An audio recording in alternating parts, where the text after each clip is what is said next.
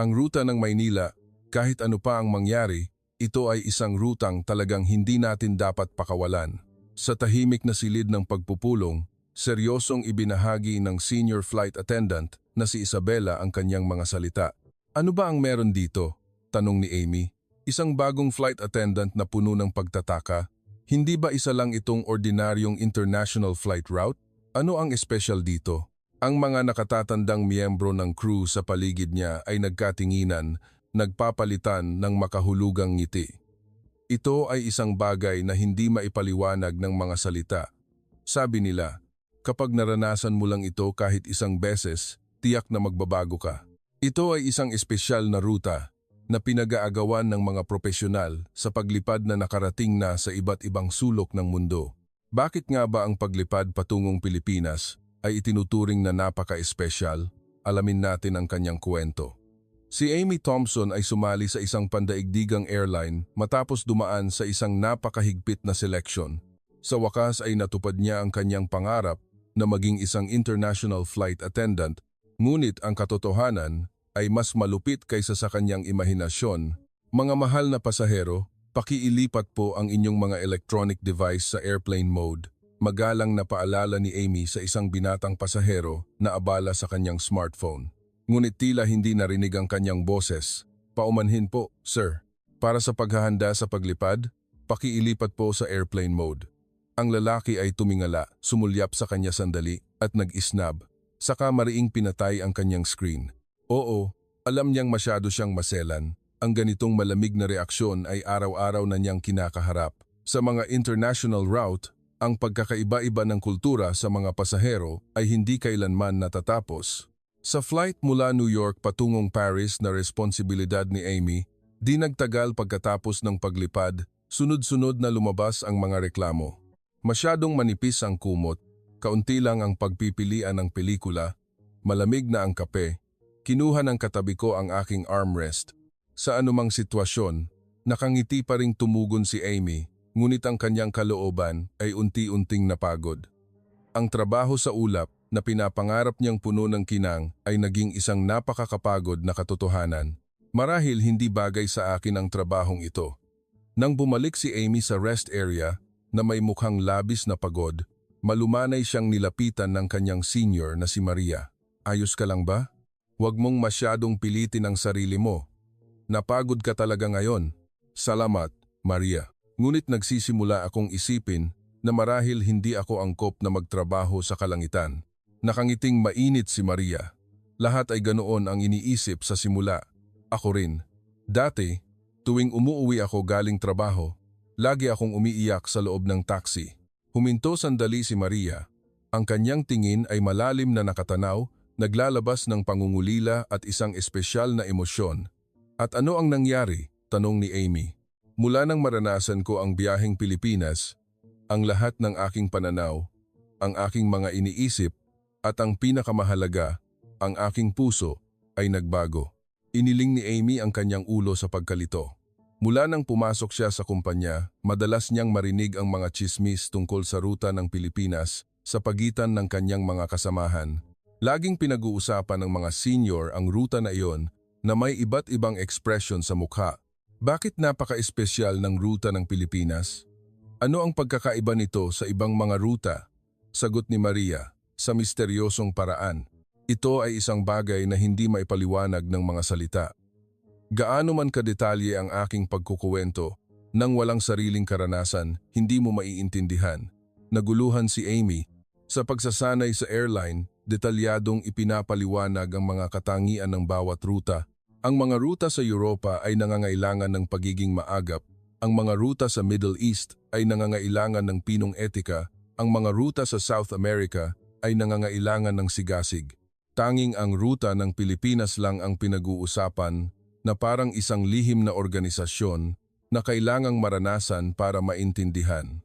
Mayroon bang espesyal na serbisyo o iba ang mga pasahero?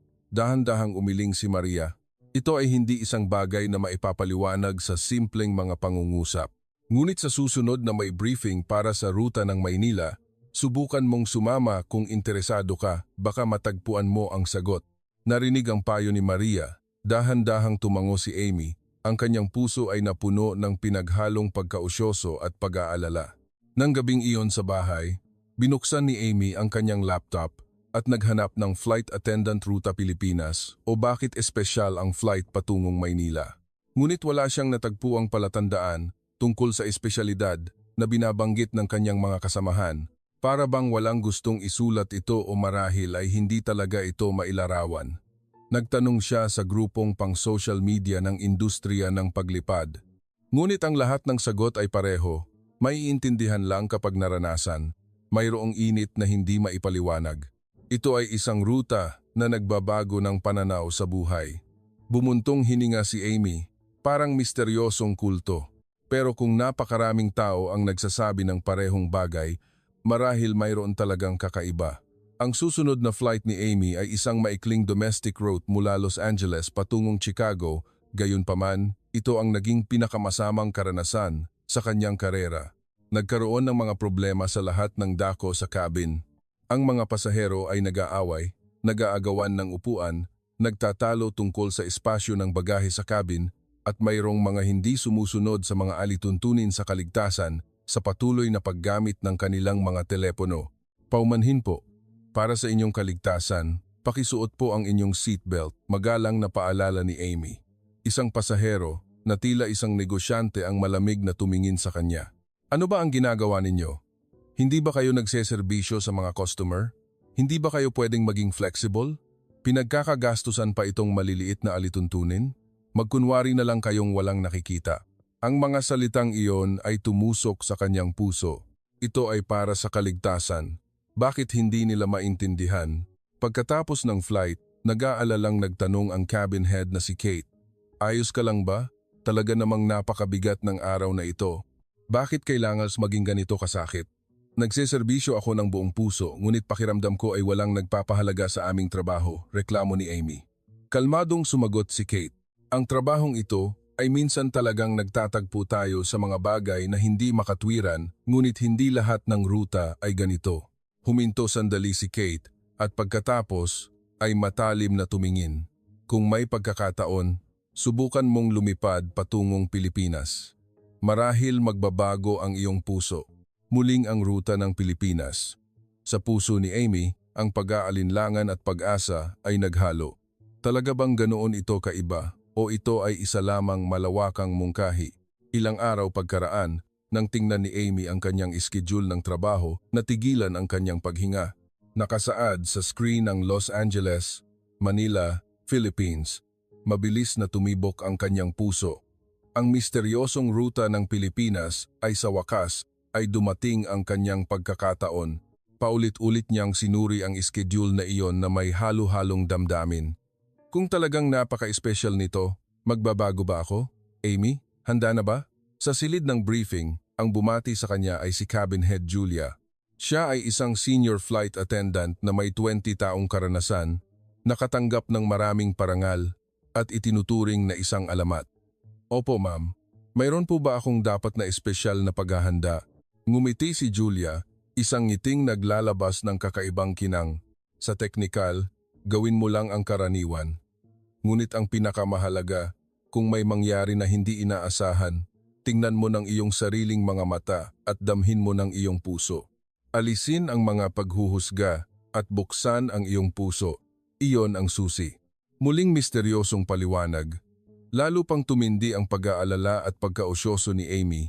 Ano nga ba ang naghihintay sa kanya? Umaga ng pag-alis, inayos ni Amy ang kanyang uniforme sa harap ng salamin at huminga ng malalim. Ngayong araw na ito, malulutas ang misteryo. Pagdating sa airport, napansin niya ang ekspresyon ng mga crew na papuntang Maynila ay malinaw na iba sa ibang mga ruta. Lahat ay mukhang sariwa, masigla at maliwanag. Sige, ngayon ang flight PR-209 New York patungong Maynila via transit. Gawin natin ang huling pagsusuri. Ang boses ni Julia ay puno ng enerhiya. Si Amy at ang ibang crew ay naghanda ng cabin ng mas maingat kaysa dati. May iba ba? Tanong niya sa kanyang kasamang si Sofia. Ngumiti si Sofia. Tayo ang nagbago. Ang paglipad patungong Pilipinas ay natural na nagpapainit sa atin at nagiging mas mapagpatuloy. Bago pa man niya lubos na maintindihan ang pangungusap na iyon, nagsimula na ang boarding. Tumayo si Amy sa pintuan ng eroplano upang salubungin ang mga pasahero. Doon lumabas ang unang pasaherong Pilipino. "Magandang umaga po. Maligayang pagdating," bati ni Amy sa Ingles.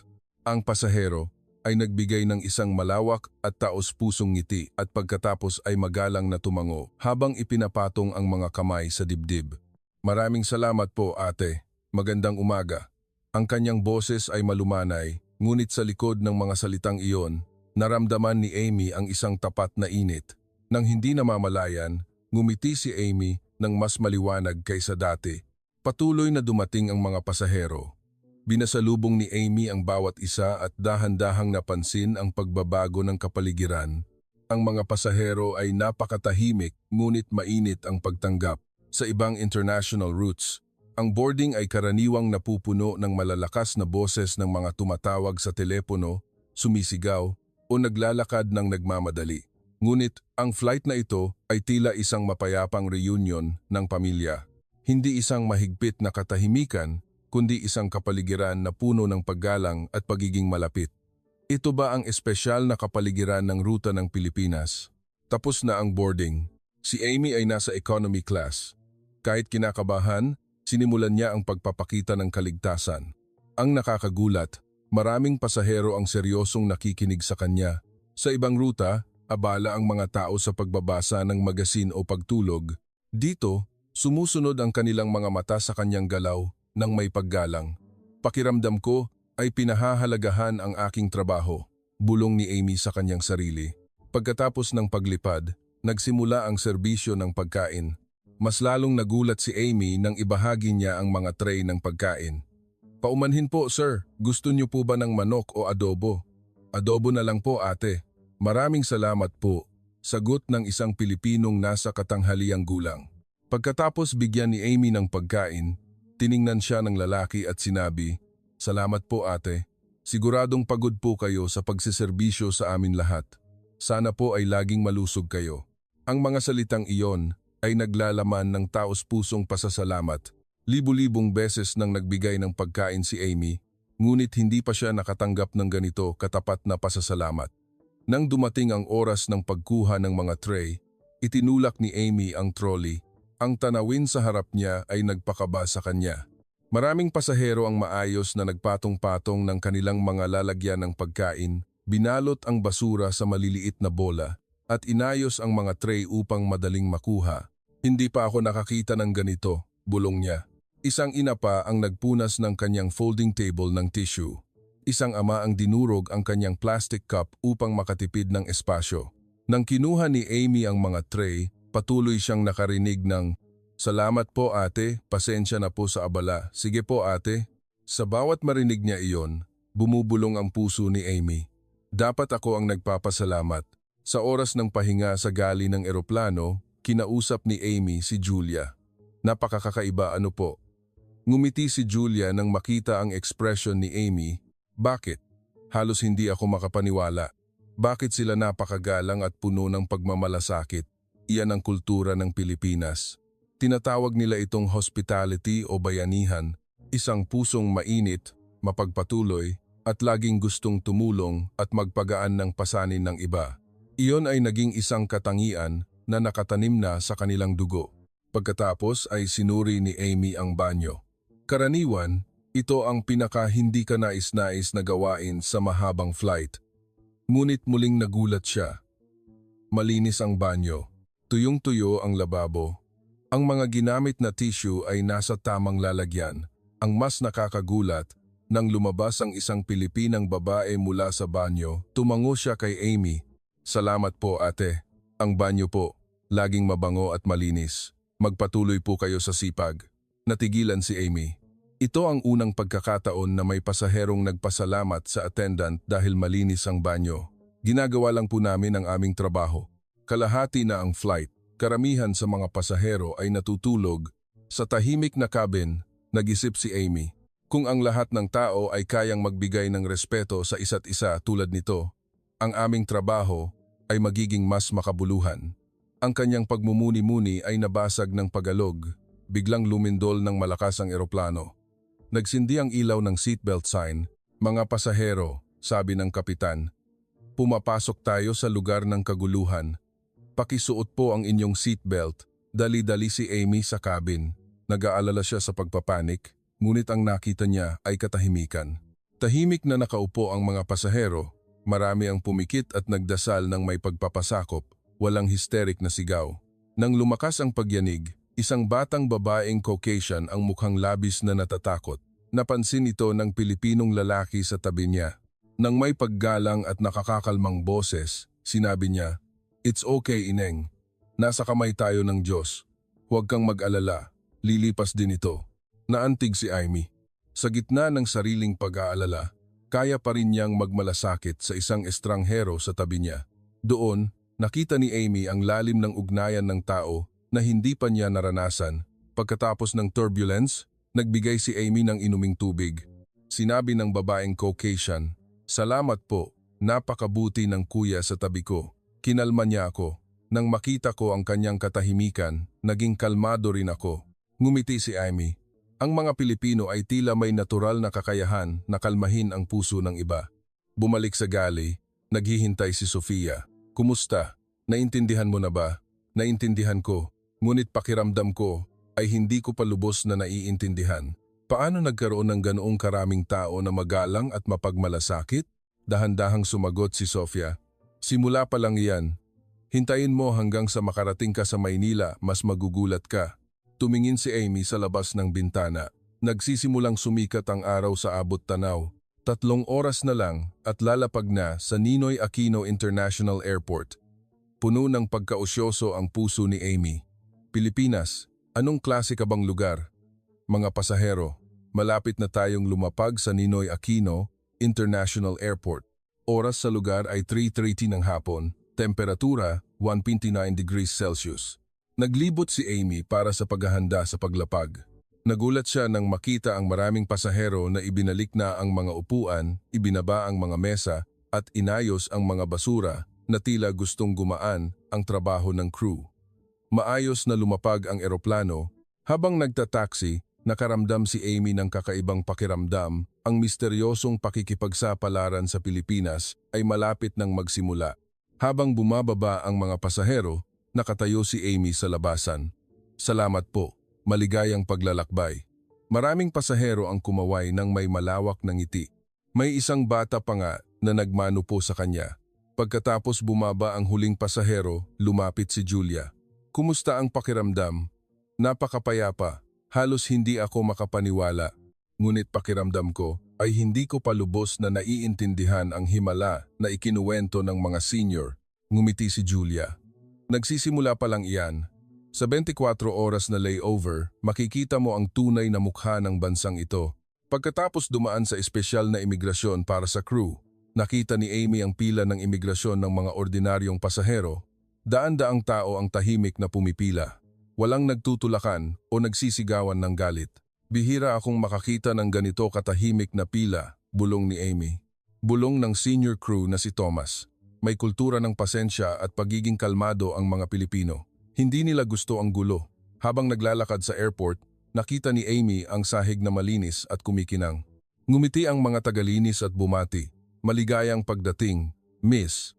Sa pagkuha ng bagahe, nakita ni Amy ang isang maliit na insidente. Isang lalaki ang nalaglag ang kanyang parking ticket. Agad itong pinulot ng ibang tao sa likod niya at hinabol siya. "Kuya, nahulog po ang ticket niyo." Lumingon ang lalaki, ngumiti ng malawak at nagkamayan sila na parang matagal nang magkaibigan. Bakit ang simpleng bagay na iyon ay nagpaiyak sa akin? Naisip ni Amy. Papunta sa hotel, sumakay ang mga crew sa isang nakahandang taxi. Malinis at kumikinang ang mga sasakyan at ang mga driver ay nakasuot ng malinis na uniforme. "Ma'am, sir, pakiupo po." Magalang na binuksan ng driver ng taxi ang pinto. Maingat niyang inilagay ang mga maleta. Sa loob ng taxi, malamig ang aircon at malumanay na tumugtog ang instrumental na musika. "Ngayon lang po ba kayo sa Maynila, ma'am?" Tanong ng driver ng magalang sa Ingles. "Opo, kuya. First time." "Naku, maligayang pagdating po. Tingnan niyo po doon, yan po ang luneta natin." Ang estatwa sa gitna ay sumisimbolo sa pambansang diwa natin. Sana po ay magustuhan niyo rito. Masiglang ikinuwento ng Draper, ngunit magalang, hindi lang para magserbisyo, kundi tila gusto niyang ibahagi ang pagmamalaki sa kanyang tahanan. Pagdating sa Marangyang Hotel sa Makati, muling binuksan ng Draper ang pinto. Salamat po, ma'am. Ingat po kayo. Pagpasok sa lobby ng hotel, ang kultura ng pagiging mapagpatuloy ang lalo pang sumalubong sa kanya. Maligayang pagdating po. Ang mga staff ng reception ay bumati ng may kamay sa dibdib at taos-pusong ngiti na nagmumula sa kanilang mga mata hindi lang bilang SOP ng kumpanya. Ihahatid ko po kayo sa inyong silid, ma'am. Sa silid, natagpuan ni Amy ang isang plato ng tropikal na prutas at isang sulat kamay na greeting card. Maligayang pagdating sa inyong pangalawang tahanan. Nang gabing iyon, kumain si Amy sa restaurant ng hotel.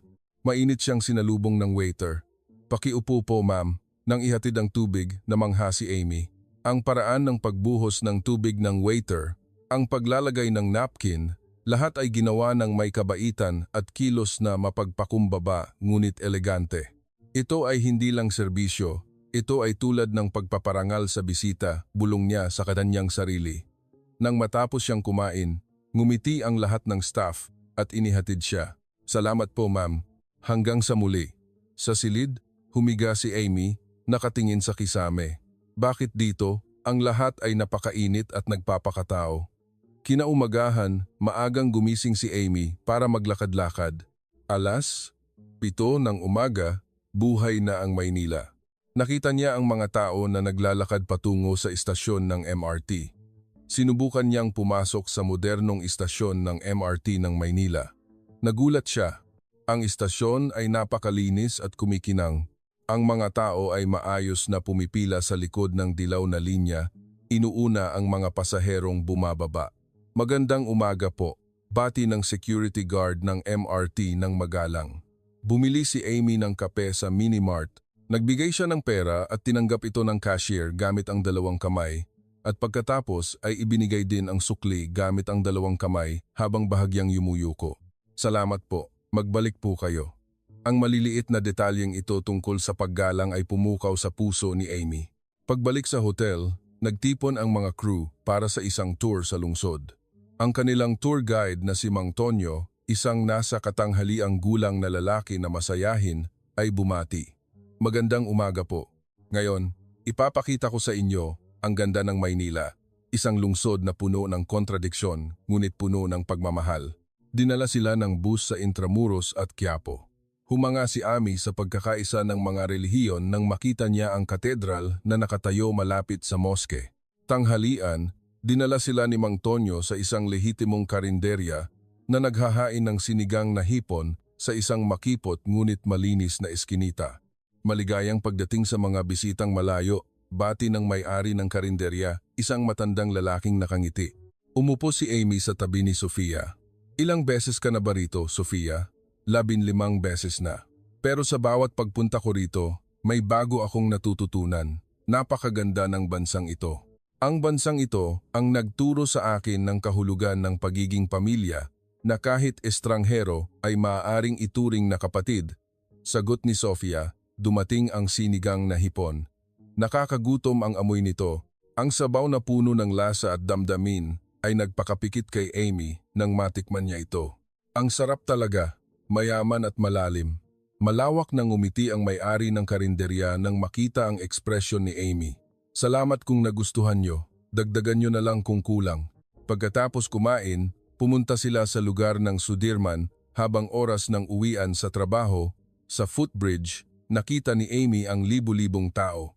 Pansinin, sabi ni Mang Tonyo, kahit siksikan, binibigyan ng daan ang mga buntis at kapag may aksidenteng nagkabanggaan, nagtatanguan sila at sinasabi, paumanhin, walang sumisigaw.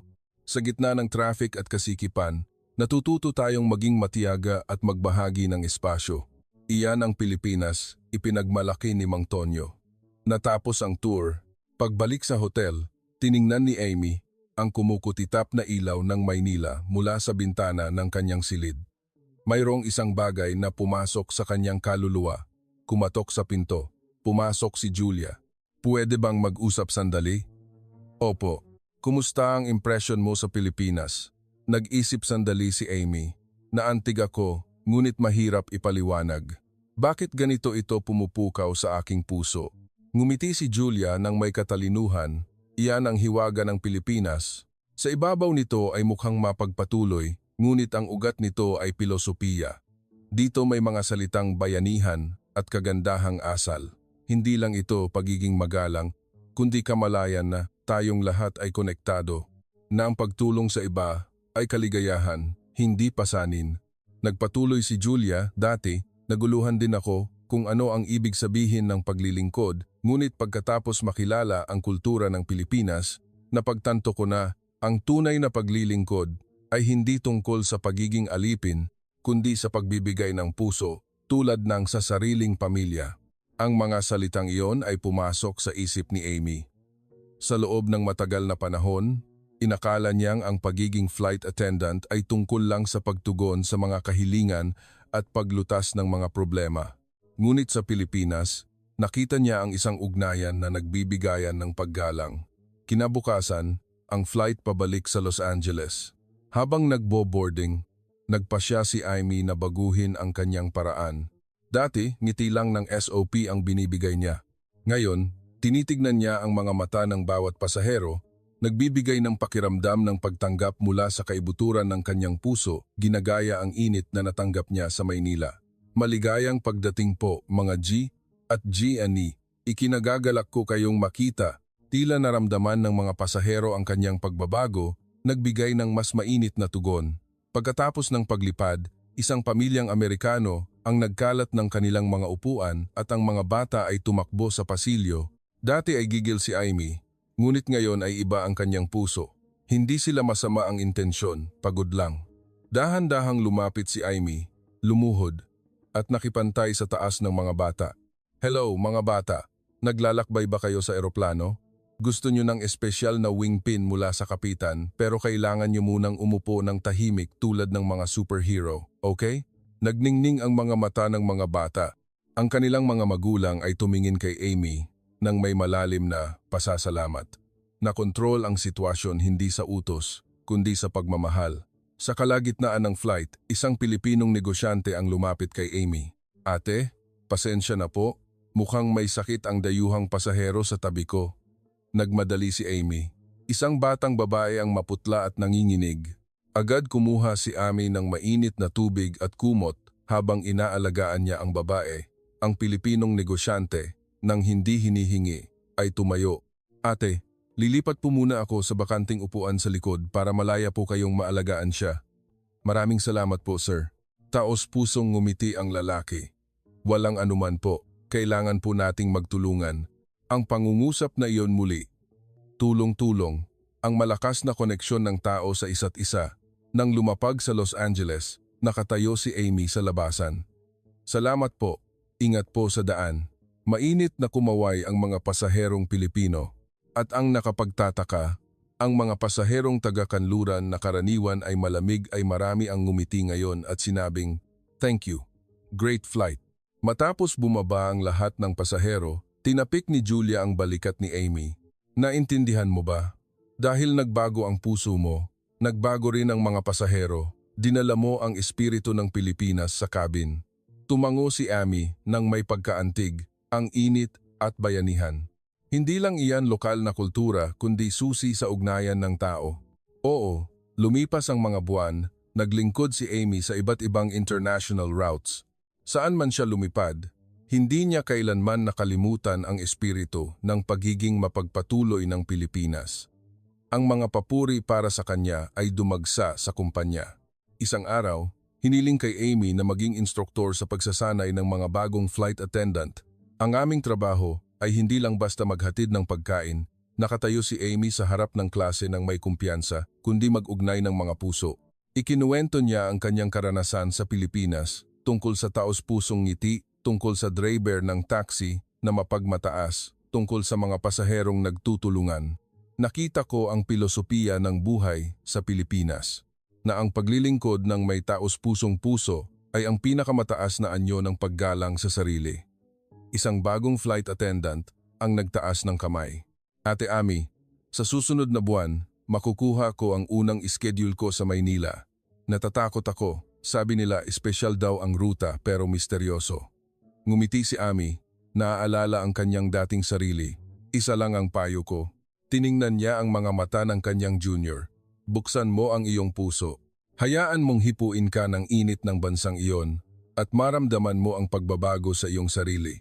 Pagbabago ano? Ang Pilipinas ay parang salamin. Ito ay magpapalabas ng pinakamahusay na bersyon ng ating pagkatao.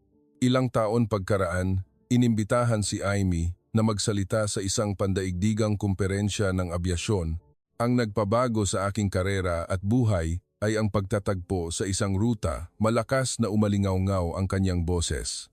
Ang karanasang iyon ay nagturo sa akin na ang tunay na serbisyo ay lumalampas sa mga hangganan ng bansa at kultura. Ito ay isang universal na wika na ang pangalan ay katapatan. Matapos ang talumpati, isang matandang Pilipinong lalaki ang lumapit sa kanya. Salamat sa napakagandang talumpati, Binibining Thompson. Ako ay isang dating crew ng Philippine Airlines. Naantig ako na labis mong pinahahalagahan ang aming kultura. Yumukod si Amy nang may paggalang, ipinapatong ang kanyang mga kamay sa dibdib. Ako po ang nagpapasalamat, sir. Ang Pilipinas ang nagturo sa akin ng kahulugan ng pagiging tao. Ngumiti ng matalino ang lalaki. Ang pagiging mapagpatuloy ay hindi lang sa Pilipinas, binibini. Ito ay isang binhi na nasa bawat puso ng tao. Sadyang mas madalas lang naming dinidiligan. Nagluha ang mga mata ni Amy. Sa kanyang pag-uwi, tiningnan ni Amy ang langit sa dapit hapon. Ang bakas ng eroplano ay umaabot, kulay ginto. Doon sa itaas, ngayong araw na ito, may isang tao pa rin na naglilingkod ng buong puso. Nagsimula ang lahat sa pagtatagpo sa ruta ng Pilipinas.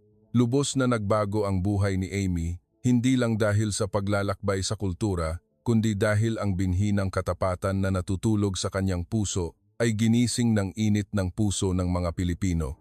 Sa ugnayan ng tao, ang pagkakaiba ng kultura ay minsan nagiging pader, ngunit kapag nilampasan natin ito ng may puso, tunay tayong nagkakaugnay.